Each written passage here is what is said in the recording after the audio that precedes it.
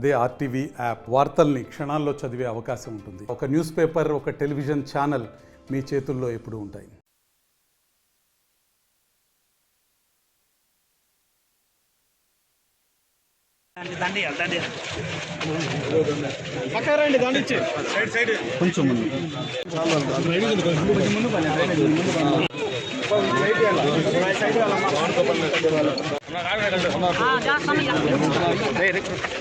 కొంచెం డిస్ట్రిబ్యూట్ చేయడం జరుగుతుందని చెప్పేసి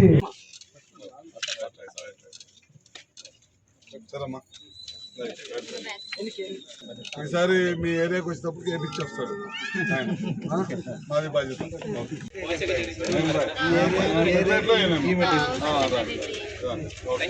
సార్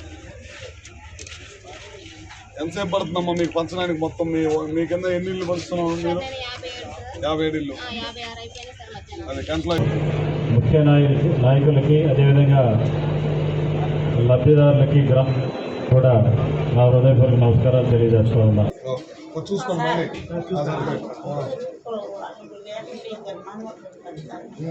హెల్త్ గారు కానీ మన డిపార్ట్మెంట్ వాళ్ళు చెప్తున్నారు, వాళ్ళ ఒక్కరోజే పొద్దున 6 నుంచి 12 లోపల 97% మందికి పెన్షన్లు అందించిన ఏకైక ప్రభుత్వం చంద్రబాబు నాయుడు గారి ప్రభుత్వం అందించడంలో ఏమాత్రం కూడా సందేహం లేదన్నమాట. నేను గతం సంగతి నేను చెప్పను, కానీ ఎలక్షన్ అప్పుడు సంగతి అయితే ఒక 2 మాసాల గురించి మనం మాట్లాడుకోవాల్సిన అవసరం ఉంది. ఎందుకంటే ఆ రోజు చంద్రబాబు నాయుడు గారు చెప్పారన్నమాట, కోడ్ ఉండటం వల్ల వాలంటీర్లు పంచలేదు కాబట్టి సచివాలయం సిబ్బంది ద్వారా పంచించండి పెన్షన్స్ అని చెప్పి ఆ రోజు చాలా సార్లు మొత్తుకున్నారు.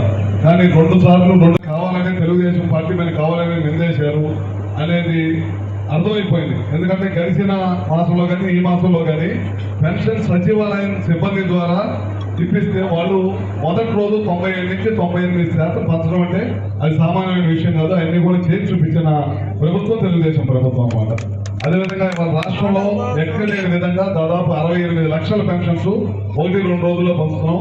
మన జిల్లాలో అయితే 2,99,000 పెన్షన్ల పైన పంచుతా ఉన్నాం అన్నమాట. మన కాన్స్టిట్యూన్సీలో కూడా దాదాపు 39 నుంచి 40,000 పెన్షన్స్ ఇస్తా ఉన్నాము. ఇవన్నీ కూడా చేస్తా ఉన్న సంగతి మనం ఒకసారి గుర్తుపెట్టుకోవాలి. అదే కాకుండా రేపు ఆగస్టు 15 తారీఖు నుంచి గతంలో అన్నా క్యాంటీన్ ద్వారా పేదలకి భోజనం పెట్టేవాళ్ళం 5 రూపాయలకి. కానీ జగన్మోహన్ రెడ్డి ప్రభుత్వం అధికారంలో రాగానే ఆ క్యాంటీన్స్ అన్నింటిని కూడా రద్దు చేసింది. ఇవాళ మళ్ళీ నిర్ణయం తీసుకోవడం అయింది చంద్రబాబు నాయుడు గారు, మన ముఖ్యమంత్రి గారు. ఖచ్చితంగా ఆగస్టు 15కి రాష్ట్రంలో గతంలో ఏ అయితే అన్నా క్యాంటీన్ల ద్వారా పేద ప్రజలకి అన్నం పెట్టేవాళ్ళమో అవన్నీ కూడా ఆగస్టు 15 నుంచి మళ్ళీ అవన్నీ కూడా స్టార్ట్ చేసి అందరూ కూడా అందుబాటులో తీసుకొచ్చే కార్యక్రమం చేస్తారు.